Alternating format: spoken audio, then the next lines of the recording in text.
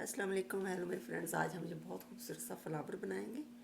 आप इसको आगे इसी तरीके से एक्सटेंड भी कर सकते हैं। जैसे ये वाला फ्लावर है, इसको आप यहाँ पे इस तरह से बना लें तो ये एक बेल की तरह से आगे की तरफ चलता जाएगा। जैसे ये फुल फ्लावर है, इसके आगे फिर ये इसे ही दोबारा ट्रेस करके आप इसको एक्सटेंड कर सकते हैं। इसका नेकलाइन बहुत खूबसूरत लगता है, आप नेकलाइन बना सकते हैं। अगर आप चाहें तो अपने बाजुओं के ऊपर बहुत खूबसूरत तरीके से इसे बना सकते हैं। आप दामन के चॉक्स के ऊपर बना सकते हैं और अपने ट्राउज़र्स के ऊपर बना सकते हैं। इसमें मैं ये एंकर के थ्रेड यूज़ कर रही हूँ।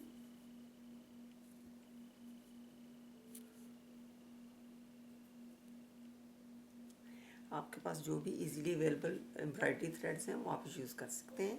इसका पैटर्न मैं पिंटरेस्ट पेज पे लगा दूंगी और मेरे पिंटरेस्ट पेज का जो लिंक है वो मेरी वीडियो के डिस्क्रिप्शन में आपको मिल जाए। इसकी मैं ये 3 स्ट्रैंड्स यूज़ कर रही हूँ।